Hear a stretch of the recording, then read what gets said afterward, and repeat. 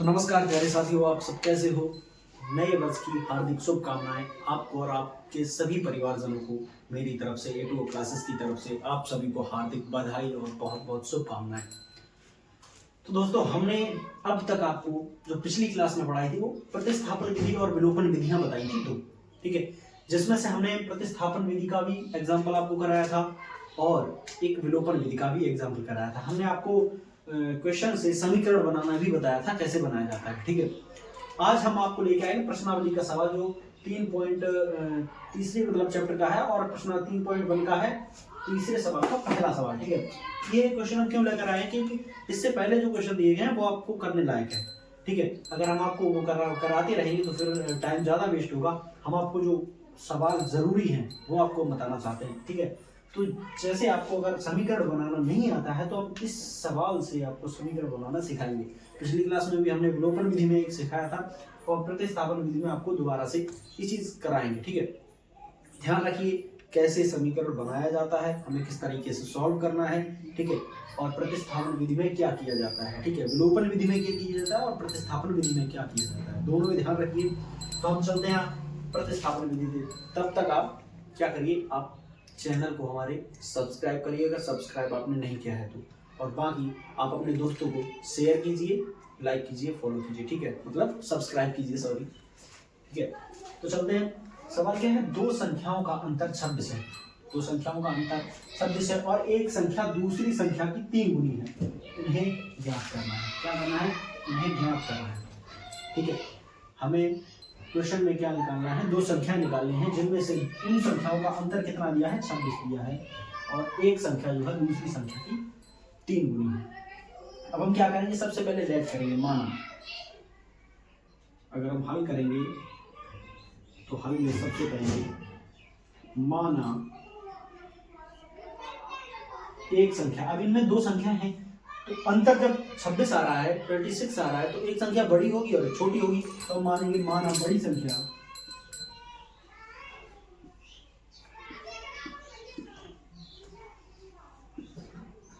या फिर मान लो छोटी संख्या। ठीक है, बड़ी संख्या पहले, छोटी मान लो, वो आपके लिए ज्यादा सही रहेगा। ठीक है, तो माना छोटी संख्या, छोटी संख्या x है तथा बड़ी संख्या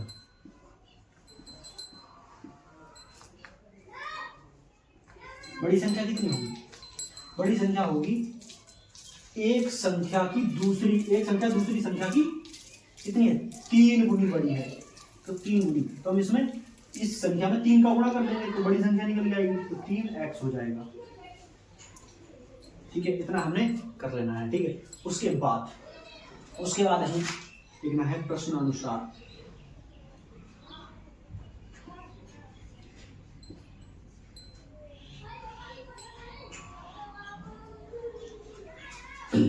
देखो, अब हमें करना है प्रश्न के अनुसार। हालांकि ये भी प्रश्न की हमने प्रश्न पढ़ के ही किया है, बट हमने अगर x y मानना चाहे तो भी मान सकते हैं, लेकिन वो ज्यादा आपके लिए कठिन पड़ेगा। ठीक है, दो संख्याओं का अंतर हमने 26 मान लिया, मतलब है, मान के लिया, और एक संख्या दूसरी संख्या की 3 गुनी है। ठीक है, उन्हें हमें याद करना है। तो हमने माना छोटी संख्या x है और बड़ी संख्या 3x की, चूंकि 3 गुनी है बड़ी संख्या तो 3x होगी।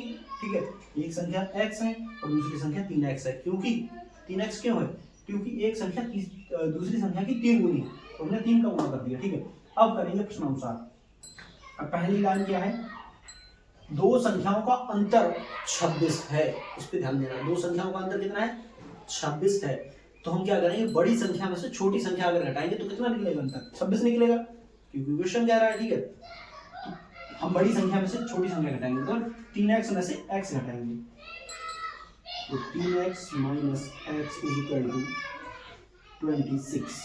ठीक है, 3x में से x जाएगा तो बचेगा 26। ठीक है, अब हम क्या करेंगे, 3x में से अगर x चला जाएगा तो कितना बचेगा, 2x।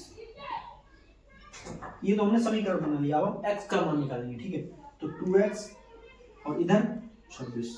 ये 2x कैसे आया, 3x में से एक x चला गया तो 2x बचेगा। ठीक है, तो 2x बराबर 26, तो x से कट गया 13 बार, मतलब सॉरी 2 से कट गया 26 13 बार x बराबर 13 है। इतना x बराबर निकल के आ गया। हमने माना था छोटी संख्या x है तथा बड़ी संख्या 3x है, तो हम x की जगह क्या रखेंगे 13 रखेंगे। अतः छोटी संख्या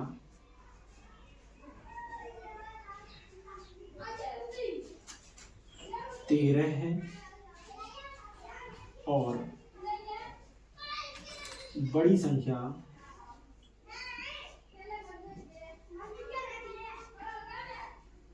कितनी है 3x, मतलब 13 में 3 का गुणा, x में 3 का गुणा है तो x का मान कितना है 13 है, और 13 में अगर हम 3 का गुणा कर देंगे तो 13 3 39, मतलब 3 गुणा x का मान 13 बराबर 39। ठीक है ठीक है, एक संख्या 13 है दूसरी संख्या 39, दोनों संख्याएं हमने निकाल दी। अब चलते हैं नेक्स्ट सवाल पर। ठीक है,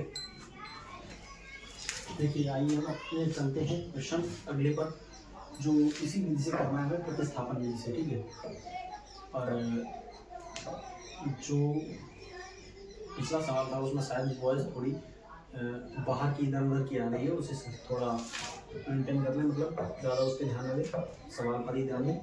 आगे से ऐसा मैं कोशिश करूँगा कि ना आए बस। ठीक है, एक क्रिकेट टीम में कोच ने 7 बल्ले तथा 6 गेंदें 3800 रुपये में खरीदी। ठीक है, एक क्रिकेट टीम के कोच ने 7 बल्ले तथा 6 गेंदें 3800 रुपये में खरीदी। बाद में उसने 3 बल्ले तथा 5 गेंदें 1750 रुपये में खरीदी। प्रत्येक बल्ले और प्रत्येक गेंद का मूल्य ज्ञात करें। किस विधि से करना है, प्रतिस्थापन विधि से करना है। ठीक है, तो देखते हैं। एक क्रिकेट टीम के कोच ने क्या किया है, 7 जो है बल्ले खरीदे हैं तथा 6 गेंदें खरीदी हैं। तो हम सबसे पहले क्या करेंगे, माना। ठीक है, इस तरीके के सवाल में माना एक बल्ले की कीमत, एक बल्ले की कीमत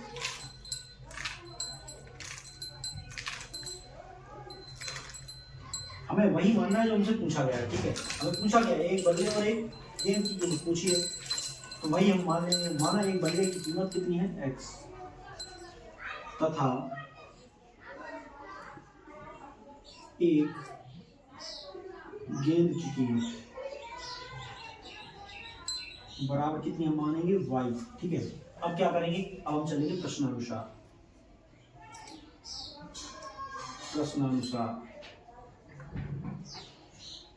ठीक है, अब हमें क्या करना है, अब हमें बनाना है समीकरण। ठीक है, प्रश्न अनुसार चलेंगे, जैसा जैसा क्वेश्चन बोल रहा है वैसा वैसा हम करते रहेंगे और समीकरण बन जाएगा। समीकरण के बाद हम प्रतिस्थापन विधि यूज करेंगे। ठीक है, तो देखो एक क्रिकेट टीम में कोच ने 7 बल्ले तथा 6 गेंदें खरीदी।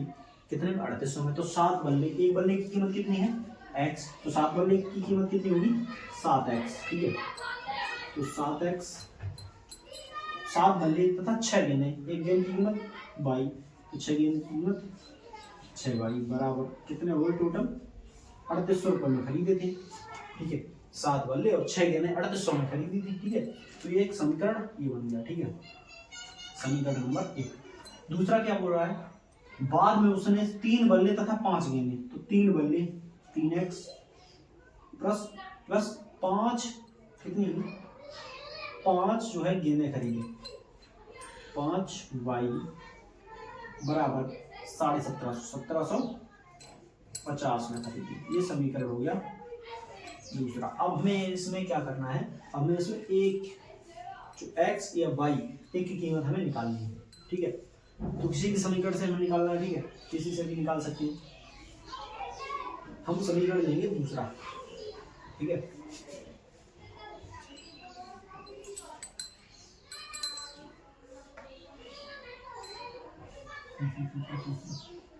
समीकरण दूसरे को यूज कर लेंगे। देखो, या पहले कोई कर लेते हैं। ठीक है, कोई दिक्कत नहीं, किसी करो। तो समीकरण 2 से 3x प्लस 5y बराबर 1750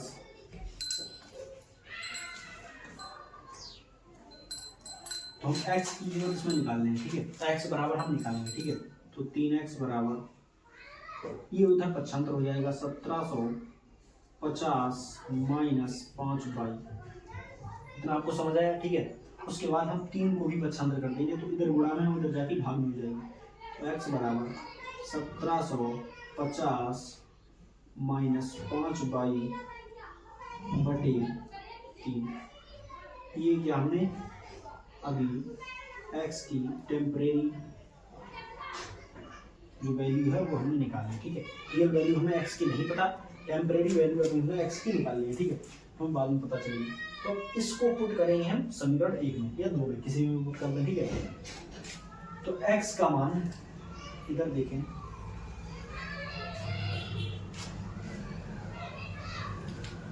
x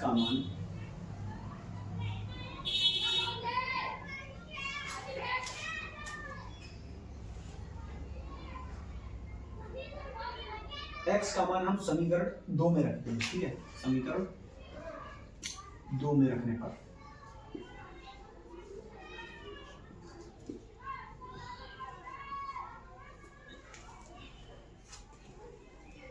देखो अब क्या करेंगे, x का मान कितना है 1750 माइनस 5y बटे 3, ठीक है। इसे उठा के हम कहाँ रख देंगे, 3x प्लस 5y बराबर 1750।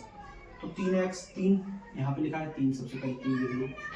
x का मान कितना है वो लिख लो, x का मान कितना है 1750 माइनस 5y बटे 3। तो 1750 माइनस 5y बटे 3, फिर आगे क्या लिखा है plus 5y, plus 5y as it is लिख देंगे बराबर 1750, ठीक है। अब 3 से 3 कैंसिल हो जाएगा, ठीक है। अंदर क्या बचेगा 1750 माइनस 5y प्लस 5y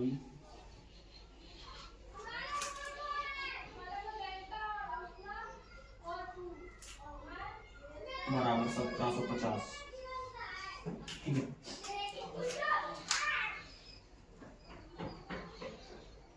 इसमें तो y का मान नहीं निकलता दिख रहा है, फिर क्या करेंगे, देख लो।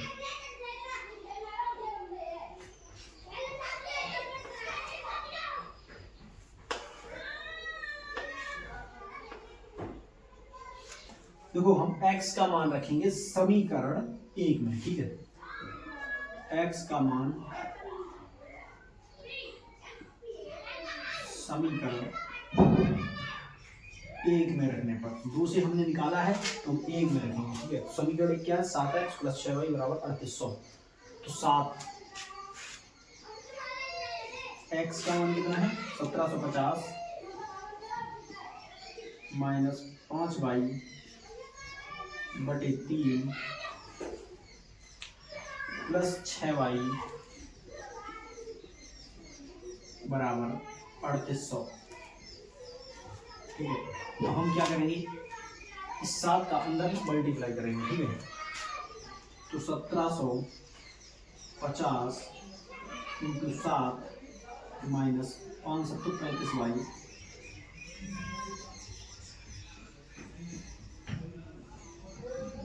बटे 3 प्लस 6y बराबर 3800, ठीक है। अब इस देखो आगे देखते हैं हम, अब करेंगे हम इस 3 का मल्टीप्लाई इस 6 में और इस 3800 में, ठीक है। तो सबसे पहले हम 7 का गुणा इसमें कर लेते हैं। तो 7 का 1750 में गुणा करेंगे कितना हो जाएगा 0, 7 पना 35 की 5 हासिल 3, 7 7 49 3 52 हासिल 5, 7 1 7 5 12, ठीक है। 12250 हो जाएगा माइनस 35y और प्लस इस 3 का गुणा इसमें भी होगा और इसमें भी होगा। तो 3 18y बराबर 3800 में 3 का गुणा होगा, तो इधर 2 0 और 3 8 24 की 4 हासिल 2, ठीक है। और 3 का 9 और 2 11, 1100 कितना हो जाएगा 11400, सॉरी 11400 होगा, इधर 12250 आ जाएगा। अब हम इस क्या करेंगे, आगे का लिखेंगे इस 11,400 को इधर ले आएंगे और इन दोनों पदों को उस साइड ले जाएंगे, ठीक है। या फिर एक एक स्टेप देख लो, देखो हम बताते हैं। 12,250 ये है, 12,250 माइनस, अब ये 35y है और ये 18y है, तो 35y माइनस के 18y प्लस के, तो इसमें घट जाएगा 35 में से 18 चले जाएंगे, 17y बचेगी, ठीक है। 17y बराबर 11,400।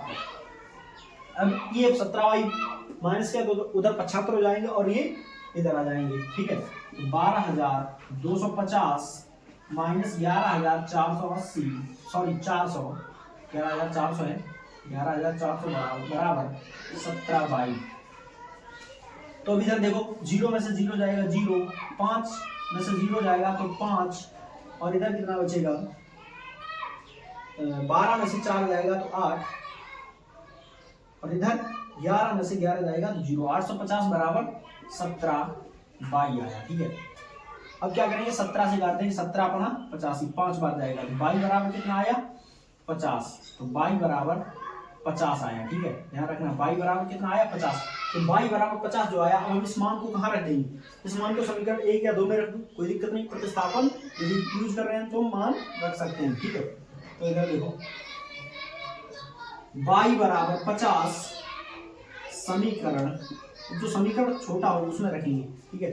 समीकरण ये छोटा है तो इसमें रख देंगे, समीकरण 2 में रखने पर, समीकरण 2 में रखने पर, ठीक है।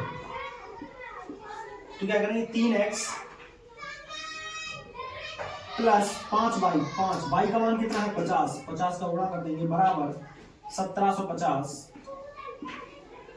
आगे कितना आएगा, 3x बराबर 1750 माइनस 2500, सॉरी 250, 250 हो जाएगा, ठीक है। तो 3x बराबर कितना आएगा, 1750 में से 250 जाएगा तो बचेगा 1500, ठीक है।